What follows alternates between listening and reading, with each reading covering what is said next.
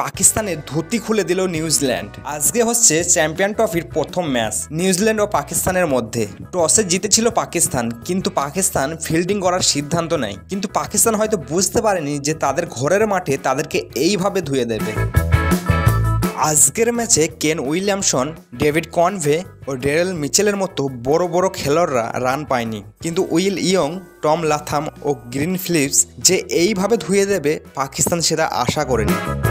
আজকের ম্যাচে Will Young ও টম লাথাম দুজনেই সেঞ্চুরি করেন। ইয়ং করেন একটি 6 ও 12টি 4-এর বিনিময়ে 113 বলে 107 রান, ও টম লাথাম 3টি 6 ও 10টি 4-এর বিনিময়ে 104 বলে 118 রান করেন।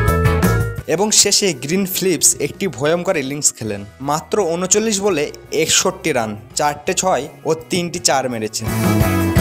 চ্যাম্পিয়ন ট্রফির প্রথম ম্যাচে নিউজিল্যান্ড 50 ওভারে 5 উইকেট হারিয়ে রান করেন 320। এই ম্যাচে নাসিম শাহ ও হারিস রফ দুজনেই 2টো করে উইকেট তুলে নেন। তো বন্ধুরা, তোমরা কি মনে করো এই রান পাকিস্তান চেজ করে জিততে পারবে?